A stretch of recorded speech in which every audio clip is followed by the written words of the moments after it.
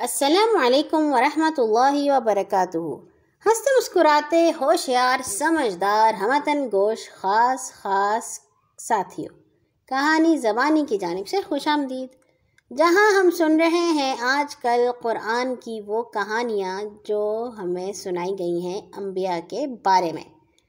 آج ہم سنیں گے ایک اور نبی کی کہانی جن کے کچھ کہانی آپ سن بھی چکے ہیں اور یقیناً جانتے بھی ہوں گے۔ کوئی بات نہیں، دوبارہ سن لیتے ہیں، اچھا لگتا ہے۔ ان نبی کا نام ہے سیدنا اسماعیل علیہ السلام۔ یاد آ گیا آپ کو؟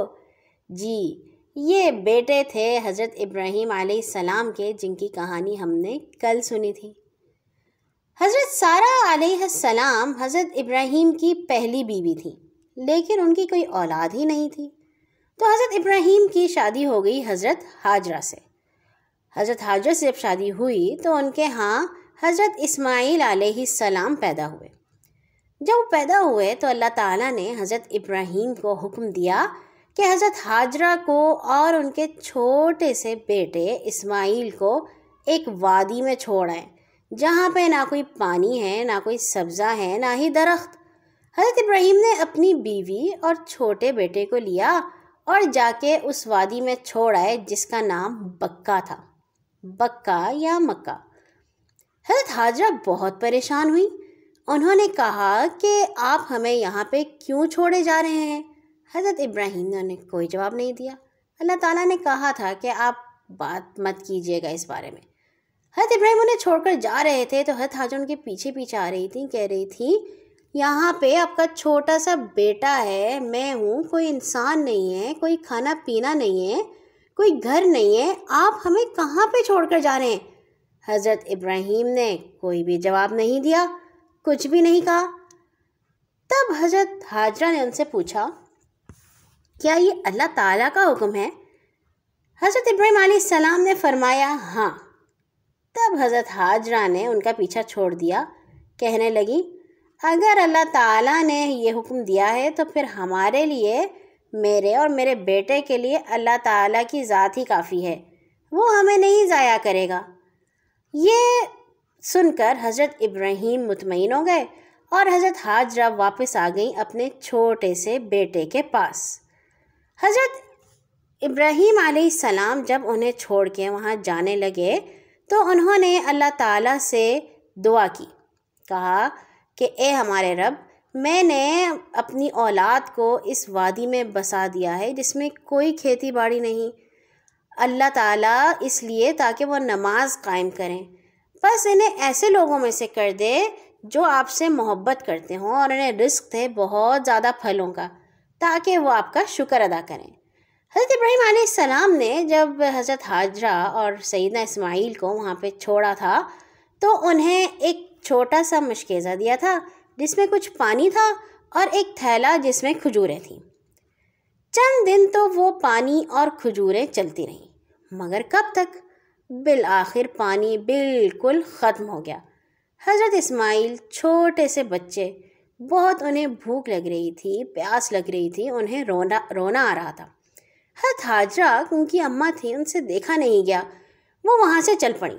انہیں یہ تو معلوم تھا کہ یہاں کوئی انسان نہیں، پھر بھی انہوں نے کہا کہ میں کوشش تو کرتی ہوں، اٹھ کے بھاگ دوڑ تو کروں، کیا پتہ کوئی مل ہی جائے۔ جہاں پہ وہ تھیں وہاں پہ دو پہاڑیاں تھیں، ایک کا نام تھا صفا، دوسری کا مروہ۔ حضرت ہاجرہ پہلے گئیں اور صفا کی پہاڑی پر چڑھیں۔ اوپر چڑھ کے انہوں نے ادھر ادھر دیکھا، شاید کوئی شخص نظر آ جائے، شاید کہیں کوئی پانی نظر آ جائے، مگر کچھ نہ نظر آیا۔ وہ وہاں سے اتریں اور دوڑ کر اپنے بچے کے پاس واپس آئیں کہ وہ ٹھیک ہیں۔ پھر اس کے بعد دوبارہ دوڑ کے گئیں اور دوسری طرف مروہ کی پہاڑی پر چڑھ گئیں۔ مروہ کی پہاڑی پر چڑھ کر انہوں نے دوبارہ دیکھا، شاید کوئی شخص نظر آ جائے، شاید کہیں پانی نظر آ جائے، کسی کے پاس شاید پانی ہو، لیکن دور دور تک کچھ نہیں تھا، سنسان بیابان۔ پھر وہ مروہ سے نیچے اتری اور تیزی سے دوڑ کر اپنے بیٹے کے پاس آئیں جو وہیں کہیں زمین پر لیٹے ہوئے تھے۔ اس طرح انہوں نے 7 چکر لگائے، اپنے بیٹے کے پاس آتی، دوڑ کر صفا کی پہاڑی پر چڑھتی، نیچے اتر کے پھر بیٹے کے پاس آتی، دوڑ کر مروہ کی پہاڑی پر چڑھتی، اور ایسے ہی 7ویں بار جب آپ مروا پر پہنچی تو اچانک انہیں ایک آواز آئی، ٹھہرو۔ انہوں نے سوچا یہ آواز کہاں سے آ رہی ہے، شاید میرے کان بج رہے ہیں، مگر پھر انہیں وہی آواز سنائی دی۔ تو آپ نے کہا کہ مجھے کوئی آواز تو آ رہی ہے، مگر یہ کون ہے؟ تم آپ سامنے کیوں نہیں آتے؟ اور کیا آپ میری مدد کر سکتے ہیں؟ اچانک انہیں نظر آیا کہ جہاں پہ حضرت اسماعیل علیہ السلام لیٹے ہوئے اپنے پاؤں مار رہے تھے وہاں سے پانی نکلنا شروع ہو گیا ہے۔ بھلا وہ کس کی آواز تھی؟ وہ تھی حضرت جبرائیل علیہ السلام کی آواز، جو وہاں سے پانی نکالنے کے لیے آئے تھے۔ حضرت ہاجرہ مٹی سے پانی کے گرد حوض بنانے لگیں اور اپنے دامن میں چلو میں پانی بھر بھر کر مشک میں ڈالنے لگیں۔ یہ کہانی جب پیارے نبی صلی اللہ علیہ وسلم نے سنائی تو انہوں نے فرمایا، اللہ تعالیٰ حضرت اسماعیل علیہ السلام کی والدہ پر رحم کرے، اگر وہ زمزم کو اپنے حال پر چھوڑ دیتی، اسے نہ روکتی، تو زمزم ایک بہت بڑا چشمہ بن جاتا۔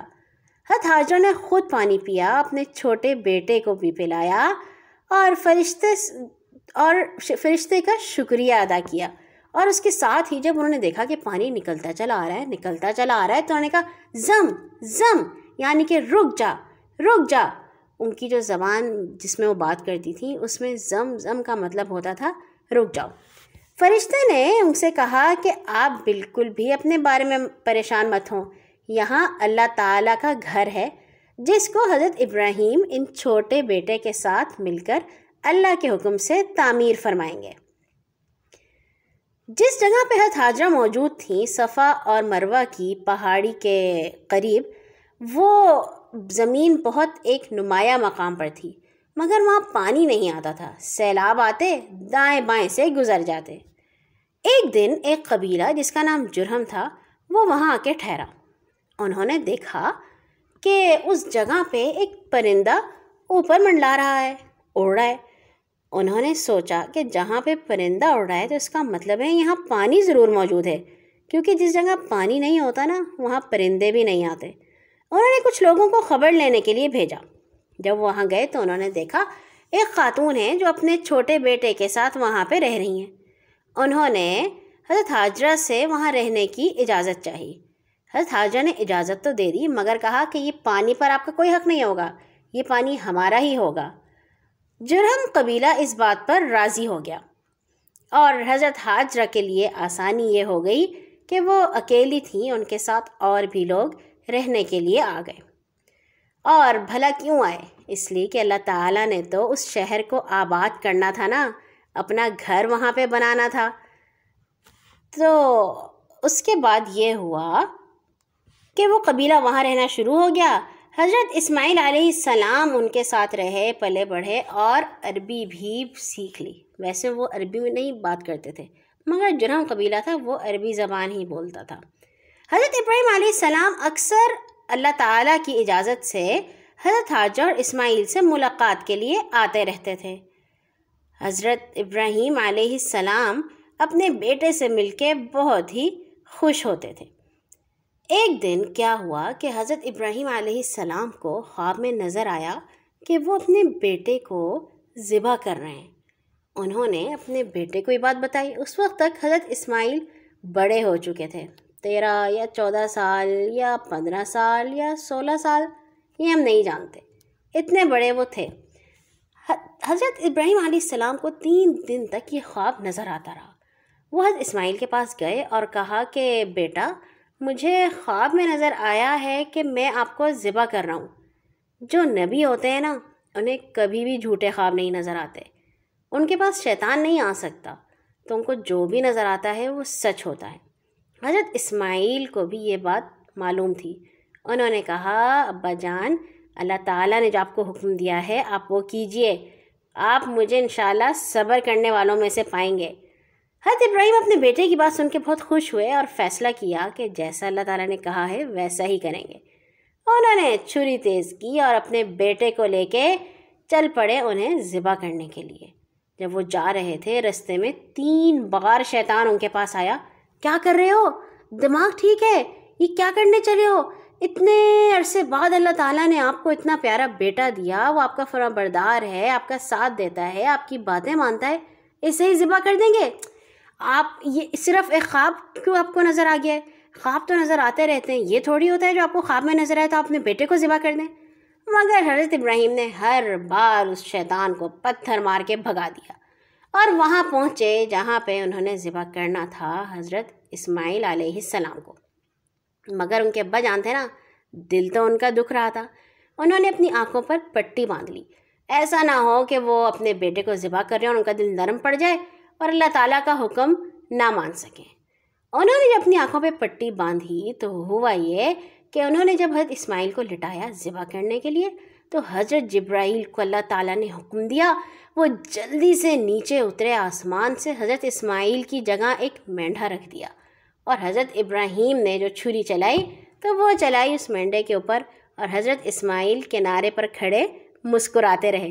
اللہ تعالیٰ کی آواز آئی، ابراہیم آپ نے اس امتحان میں پورے نمبر حاصل کیے ہیں، آپ میرے بہت ہی پیارے دوست ہیں۔ اس کے بعد حضرت اسماعیل جب کچھ بڑے ہوئے، ان کی شادی ہو گئی، تو پھر اللہ تعالیٰ نے حضرت ابراہیم کو حکم دیا کہ اس جگہ پر آپ میرا گھر تعمیر کریں، اس کی بنیادیں کھڑی کریں۔ تو حضرت اسماعیل نے اپنے ابا جان حضرت ابراہیم کے ساتھ مل کے اس کعبے کی بنیادیں اٹھائیں، وہ انہیں پتھر پکڑاتے جاتے اور حضرت ابراہیم علیہ السلام اللہ تعالیٰ کا گھر تعمیر کرتے جاتے۔ جب وہ کعبہ بنا رہے تھے تو دونوں یہ دعا کر رہے تھے، اللہ تعالیٰ ہمارے رب ہمارا یہ عمل قبول فرما، بلا شبہ آپ بہت ہی خوب سننے اور خوب جاننے والے ہیں۔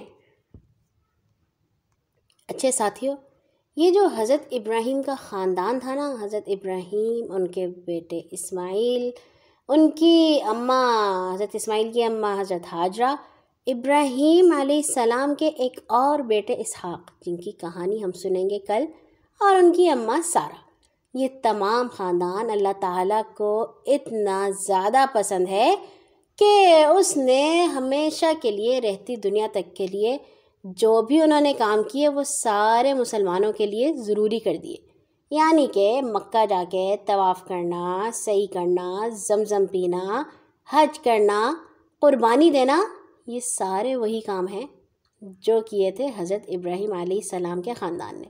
اور بھلا کیوں؟ اس لیے کہ حضرت ابراہیم تو اللہ تعالیٰ کے دوست تھے ہی، ان کے بیٹے سیدنا اسماعیل بھی اپنے ابا جان سے کم نہیں تھے، انہوں نے بھی اللہ تعالیٰ سے بہت محبت کی، ان کی تمام باتیں مانی اور اپنے ابا جان کی بھی ہمیشہ بات مانی، اسی لیے وہ بھی اللہ تعالیٰ کے بہت پیارے نبی تھے۔ آج کے لیے اتنا ہی، کل آئیں گے انشاءاللہ ایک اور نبی کی کہانی کے ساتھ۔ اللہ حافظ۔